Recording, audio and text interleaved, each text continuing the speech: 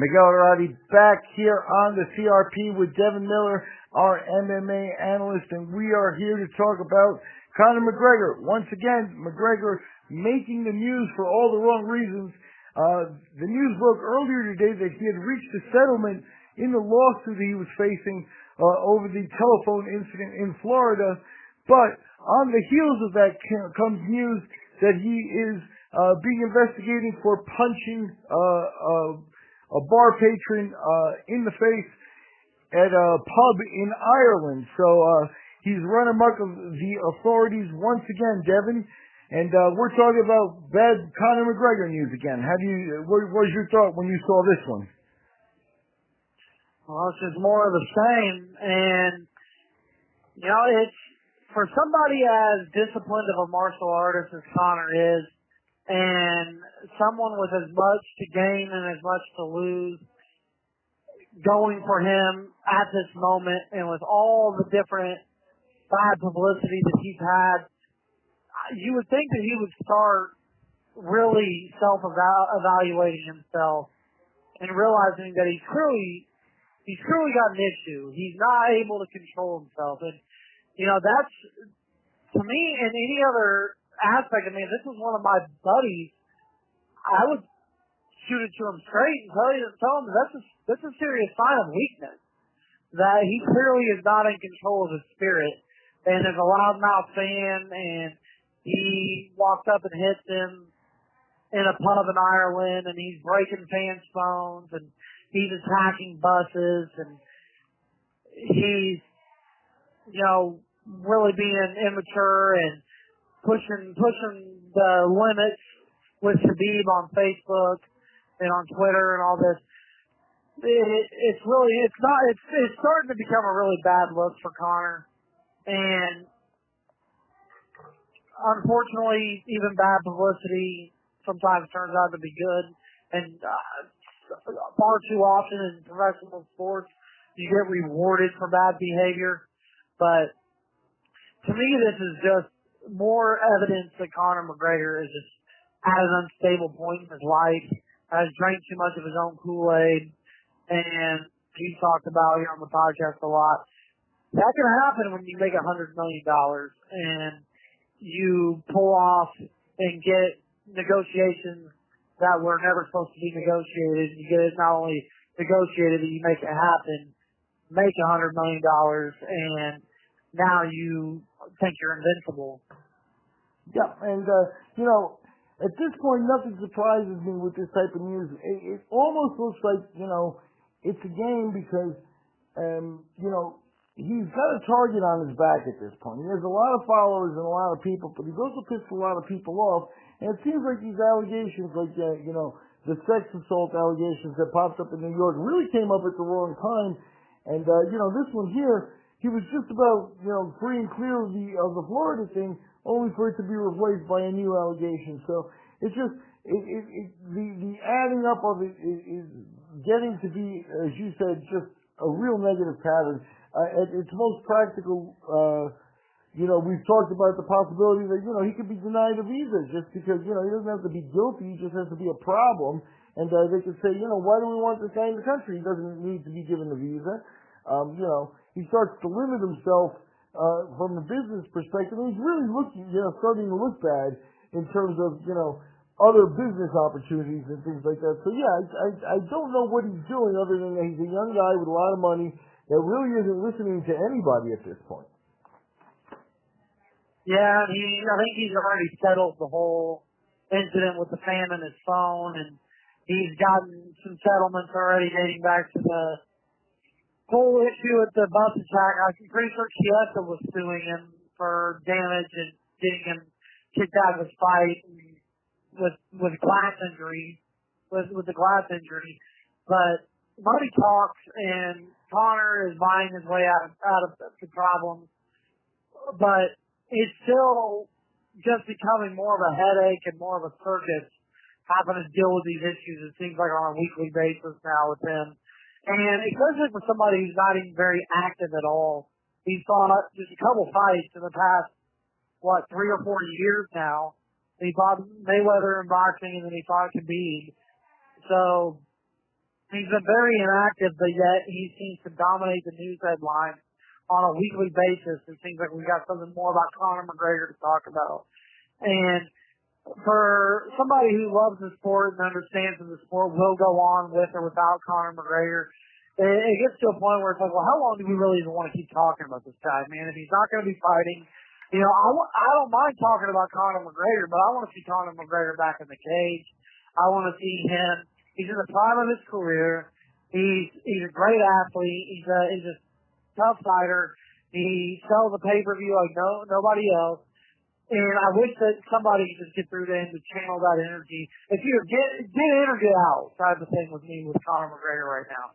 Like if this isn't what he wants to do, if he wants to go sell whiskey and he wants to party in pubs all the time, at least sincerely quit talking smack to active fighters on Twitter and giving us mixed signals about what you're going to do with your fighting career, and just get out, so we don't even have to really pay any attention to what you're saying or what you're doing. But if you're in it and you're coming back and you're looking for gold again and you're going to give us some more memorable pay-per-views, then he needs to just shut up, get back in the gym, and get himself right and get himself back in the cage and worry and focus on this at this point of his life, and then live his life however he feels free to do it when he's done. Because right now this is just a circuit. It's always in the headlines. It's annoying, and I think I speak for pretty much everybody on that. I don't think anybody's really enjoying this at this point, because we're not really getting any entertainment out of it. All we're doing is hearing about how much of a douchebag Conor is on a daily basis. So it's really it's not a good look for him, and I think it's going to get even worse if this continues with his inactivity. Yeah, just to show you that he's not bigger than the sport, it really does become a black eye for the sport, especially for the common guy and the fans that really just know McGregor and stuff like that. And John Jones and some of this stuff.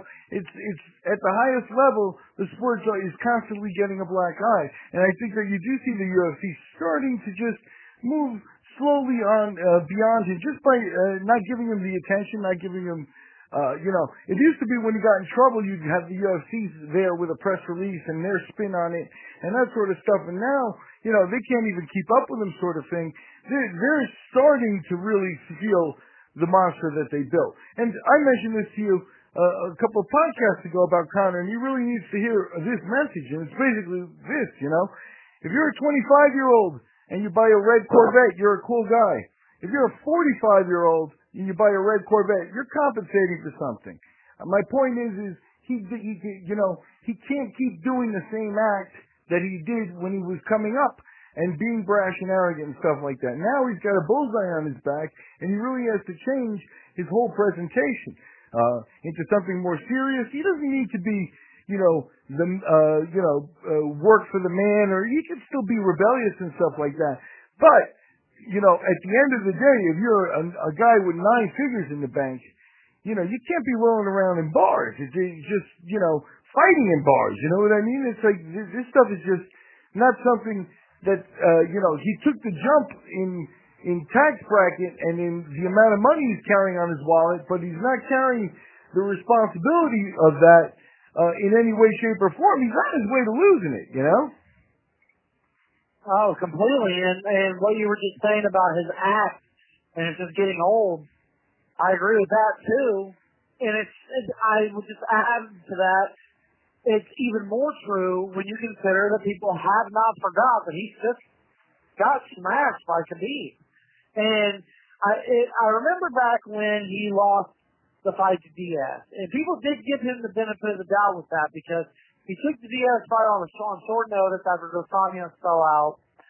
And Diaz is if there's one thing about the Diaz brothers, there is ways of beating them. People have shown in the past, especially a lot of top-heavy, really good wrestlers, but the type of people that typically don't beat them are head-hunting punchers.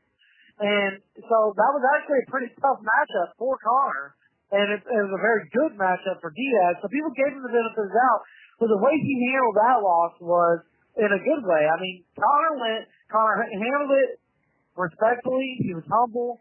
He accepted the defeat like a man. He walked away. and he immediately, it's like he went right into the gym, is the vibe you got, and he shut up. He cut all communication off. The only communication he had was to the UFC, demanding that he wants that fight right back. He wants to ran right back at the same weight against the same opponent, no questions asked. That's what he wants. And that's what he got. And when he was coming back, leading up into it, he was talking. You know, I mean, it was very clear that he had the fight on his mind. He was wanting to get that fight back. He was saying, you know, I was training for Dos Anjos. I was not training for a southpaw, let alone a 6-foot, you know, boxer style. You know, I had no preparation for that style. This time's going to be different. And of course, it was still a very close fight. That a lot of people think Nate won the rematch as well. But nevertheless, Conor came back, got the decision win. Since the Khabib fight, it's not, you don't get that vibe from him. He went silent there for a little while, but pretty much as soon as he appeared at the Super Bowl with Conor Jr., and ever since, it's been about whiskey and scandal. And it's been a lot of Twitter wars with everybody from Nate Diaz to Khabib. He's called out Tony. He's been lined up to fight Cerrone. He's been projected to fight all sorts of people. And we keep getting these incidents. And I'm starting to really question where Conor's head's at. And even, I mean, if he's looking to return to MMA and try to rematch Khabib, this is not giving me any good signal that he's really taking his MMA career seriously at this point at all. So, especially from what we've seen in the past compared to now, totally different man, totally different Conor. And if this is his mindset, I think the best thing for him to do at this point is just to stay away and go sell whiskey. Well, yeah, and it may be at the point where, the UFC may, hopefully, in negotiations, which is supposedly where they've been, right? They've been negotiating with him, and then he retired during the negotiations, and then he said he came back, so you would assume they got to go right back in and talk about a fight and a date and the basics of it, and the whole thing. But the UFC could really freeze him out and, play aloof on this one and let him sit for a little while and see as this stuff starts to calm down or if it continues to happen because, like I said, we've been talking about this just way too much. And at this point, you really, the level of questioning of McGregor is starting to go up because of the number of incidents. You know what I mean? Like you mentioned, he used to get the benefit of the doubt every once in a while, and every once in a while it's like, oh, he's crazy, he's a rebel. But at this point, it's like, dude, you got $100 million in the bank, and you're beating up a guy over his phone. It's like, at least have a guy do it. I don't want to say have a guy do it for you, but you know what I mean? It's like there are more subtle ways to take care of things. So I don't like you. I don't like the subject. I don't like what it says for MMA. And again, if anything is happening here to prove that no one man is bigger than the sport, this is it, because you're starting to see this ship go down. Absolutely, and it's really such a shame, as I mentioned earlier, because this is a 30-year-old man in his prime. I'm one of it. I mean, if I didn't have all this to look at when it comes to Conor, I'd be one of his biggest defenders because I thought he fought very well against Khabib. I thought it was a very beautiful fight. He was definitely outmatched, and he lost the fight, but he fought about as well as anybody has fought against Khabib. I mean, he did a very good job of stuffing the takedown in the first round until he got taken down. The second round, he got dropped, but that was mainly because his hands were so low due to the threat of the takedown, not because Khabib's some superior striker. He survived the onslaught in the second round, came out, still looked very composed going into the third, very fresh, cardio was good. He wasn't gassing like he did against Diaz and against Mayweather. He looked very, very smart, very composed, very good, like he had trained very hard for this fight. The third round he comes out, and Khabib was not setting up a shot very well. Khabib was actually being lulled into a striking fight, and it looked like Conor was fighting his way back in the fight, and all three judges gave that third round to Conor McGregor. And Conor was getting some shots off, and it looked like Conor was really starting to time looking for a big shot in there. Gordon Loud obviously comes out, and Khabib's just too much, too strong, too good at what he does, gets his back and finishes the fight. But there was some, just like Chael Sonnen said immediately after that fight, you go back to the drawing board, you take your next camp very seriously, you see what you learn, and you see how that fight played out. And this is Conor McGregor. He's you know, Mystic Mac, as they call him. I mean, he's a fantastic athlete, and he could have came back and made adjustments, and that rematch could have still been very big, especially coming off, let's say he got a big win over, let's say, the Diaz trilogy, or a win over Donald Cerrone or somebody. But that's just not what's playing out. Like, it doesn't seem like Conor's really taking, okay, I got knocked down a couple notches, I'm going to fight my way back to the top, I'm going to be this, you know, I am going to be this legendary story, this legendary fighter. I'm going to be the notorious Conor McGregor, and this is not the end of Conor McGregor's career. I'm coming back. I'm going to get that belt back, and it's going to be iconic. It's going to be legendary. I'm not getting that vibe right now. I'm getting the vibe that this is a man that really literally peaked at the Mayweather fight, and that peaked too early. And I'm also getting the vibe that if he's just reckless with his personal outside the cage behavior, we have seen, I mean, there's been entire documentaries made, and if somebody wants to watch one, go watch the 30 for 30, ESPN 30 for 30 Broke documentary about athletes, rich athletes who squander their wealth and end up in massive bankruptcy and poverty and horrible shape later in life. And if he's just reckless in his personal life, just hanging out at a pub or hanging outside of a hotel, in a hotel parking lot at 5 a.m., one can only assume he's a little reckless with his finances. So they go hand in hand. And, you know, he doesn't seem to have a good hold. Every single personal development trainer that you can even find on YouTube, they will tell you to try to tame that inner child inside of you, that you've got to master yourself before you can master other things. That's a martial art ethic, to controlling your spirit, you've got, the world's coming at you like the wind, you've got to be like the mountain. You don't move, you just take it in stride. I'm not saying that from Conor McGregor. He's emotional, he's unstable, and that just spells chaos for the rest of his personal life, his business dealings, his fighting career, everything. And I think for anybody who does like this guy, has been watching him over the years, I think there's more than enough evidence that there's some serious reason to be concerned about him going forward in his career. Yeah, I think, you mentioned the Mayweather being the peak, and that's the kind of sad part about it. He was in a unique position there that none of the boxers who'd ever fought Mayweather were in. Perhaps Canelo, but Canelo put in a lot of work after that.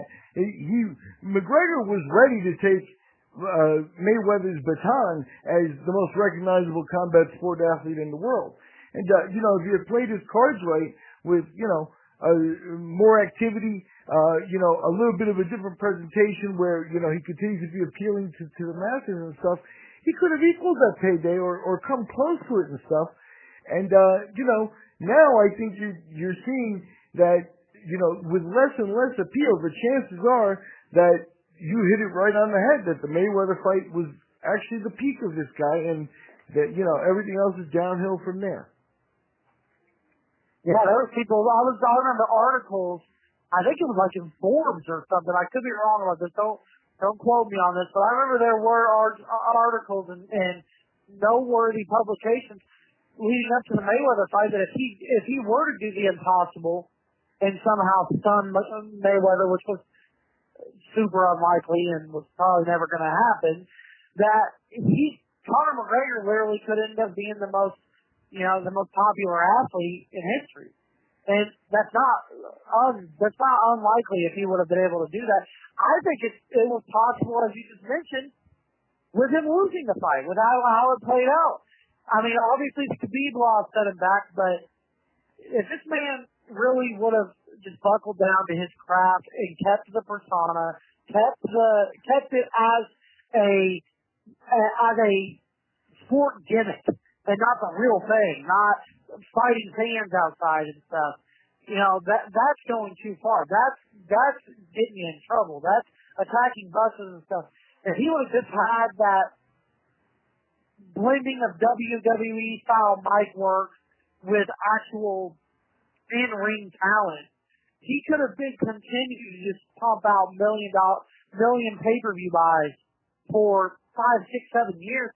He could have, as you just said, he could have ended up making more money in the long span of things than even a Floyd Mayweather. But he's just blowing it all. And he's already retired twice. We've already had 2 times he went into retirement, and then everybody's just laughing at him at this point. And everybody's just honestly sick of hearing from him. I mean, it's like we want to see you fight or we want to see you go away. One of the two at this point. And I think the UFC is going to get to that point too. And the problem is with Conor is he just knows, I think that unless he really screws up, he knows that he can just pop up at any time and he's going to make millions of dollars whenever he really wants to get serious about it. But he's not going to have any choice here soon because he's going to blow through a lot of it just keeping himself out of jail. Yep. And I'm Miguel Dorati. He's Devin Miller. We are the CRP's MMA team, and we have gotten together once again to talk about Conor McGregor. McGregor back in the news, back in the eyes of the authorities, as he has apparently hit a man or is being charged with hitting a man at a pub in Ireland. And this just adds to McGregor's rap sheet here so far in 2019.